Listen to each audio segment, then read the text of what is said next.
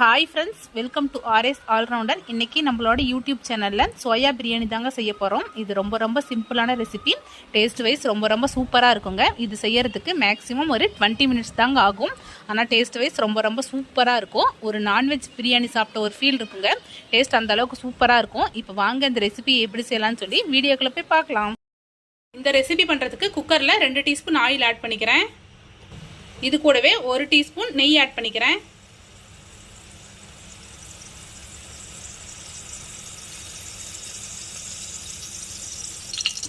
எண்ணெய் நல்லா சூடாயிருச்சு. இது கூடவே பிரியாணி ஸ்பைசஸ்லாம் ஆட் பண்ணிக்கலாம். இது கூடவே 3 பச்சை மிளகாய் ஆட் பண்ணிக்கிட்டேன். மிளகாய் உங்களோட காரத்துக்கு ஏற்ப ஆட் பண்ணிக்கோங்க. இது கூடவே 2 மீடியம் சைஸ் வெங்காயத்தை நீள் வாக்கில் கட் பண்ணி வச்சுருக்கிறேன். அதையும் ஆட் பண்ணிக்கிறேன். வெங்காயம் வதங்கிறதுக்காக கொஞ்சமாக உப்பு ஆட் பண்ணிக்கலாம். வெங்காயத்தை நல்லா கோல்டன் ப்ரௌன் கலரில் வதக்கி எடுத்துக்கலாம். பாருங்கள், வெங்காயம் இந்த அளவுக்கு வதங்கிருச்சு. இது கூடவே 2 மீடியம் சைஸ் தக்காளியை கட் பண்ணி வச்சுருக்கிறேன்.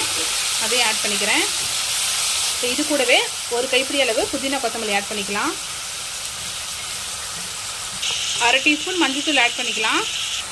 இது கூடவே 1 டீஸ்பூன் இஞ்சி பூண்டு பேஸ்ட் ஆட் பண்ணிவிட்டு தக்காளியை நல்லா வதக்கி எடுத்துக்கோங்க.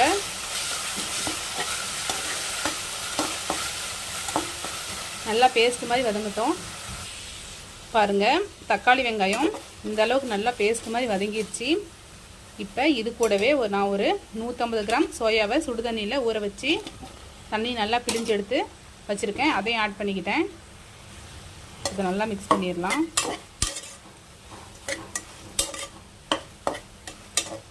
இப்போ இது கூடவே கொஞ்சமாக பிரியாணி மசாலா ஆட் பண்ணிக்கிறேன்.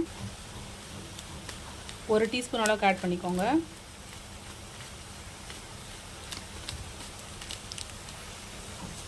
அரை டீஸ்பூன் தனி மிளகாய் தூள் ஆட் பண்ணிக்கிறேன். நம்ம ஆட் பண்ணிக்கிட்டு மசாலாவோடு சேர்த்து நல்லா மிக்ஸ் பண்ணி விட்டுடலாம். இப்போ ஒரு 5 நிமிஷம் இப்படியே வதங்கட்டும். தண்ணி எதுவும் ஆட் பண்ணிக்க வேண்டாம். இந்த மசாலாவோடு சேர்த்து ஒரு 5 நிமிஷம் நல்லா வதங்கட்டும். பாருங்கள், மீல் மேக்கர் மசாலாவோடு சேர்ந்து ஒரு 5 நிமிஷம் நல்லா வதங்கிடுச்சு. இப்போ தேவையான அளவு தண்ணி வச்சிடலாம். நான் 1 கப் ரைஸ் எடுத்திருக்கேன். அதுக்கு 2 கப் தண்ணி அளந்து வச்சுருக்கேன். அதை ஆட் பண்ணிக்கிறேன். 1:2 ரேஷியோவில் ஆட் பண்ணிக்கோங்க. கரெக்டாக இருக்கும். 1 கப் ரைஸ்க்கு 2 கப் தண்ணி ஆட் பண்ணால் கரெக்டாக இருக்கும். இப்போ இது கூடவே தேவையான அளவு உப்பு போட்டுக்கலாம். இது கூடவே நான் கொஞ்சமாக கறி மசாலா ஆட் பண்ணிக்கிறேன். நான் ஆல்ரெடி பிரியாணி மசாலாவும் மிளகாய் தூள் ஆட் பண்ணியிருக்கிறேன். ஸோ இப்போ 1 டீஸ்பூன் கறி மசாலா ஆட் பண்ணிக்கிட்டேன். ஸ்பைசஸ் எல்லாமே உங்களோட காரத்துக்கு ஏற்ப ஆட் பண்ணிக்கோங்க. இப்போ இதை நல்லா மிக்ஸ் பண்ணி விட்டுடலாம். நல்லா மிக்ஸ் பண்ணியாச்சு. தண்ணி ஒரு கொதி வரட்டும். அதுக்கப்புறம் நம்ம ரைஸ் ஆட் பண்ணிக்கலாம். பாருங்கள், தண்ணி நல்லா கொதிக்குது. இப்போ நம்ம ரைஸ் ஆட் பண்ணிக்கலாம். நான் அரிசி ½ அன் ஹவருக்கு முன்னாடியே ஊற வச்சுட்டு 2-3 டைம் நல்லா வாஷ் பண்ணி எடுத்துக்கிட்டேன். இப்போ அரிசி ஃபுல்லாக ஆட் பண்ணிக்கலாம். அரிசியை ஃபுல்லாக ஆட் பண்ணியாச்சு. இப்போ நல்லா மிக்ஸ் பண்ணி விட்டுடலாம். மிக்ஸ் பண்ணி விட்டுட்டு உப்பு காரெல்லாம் செக் பண்ணிக்கோங்க.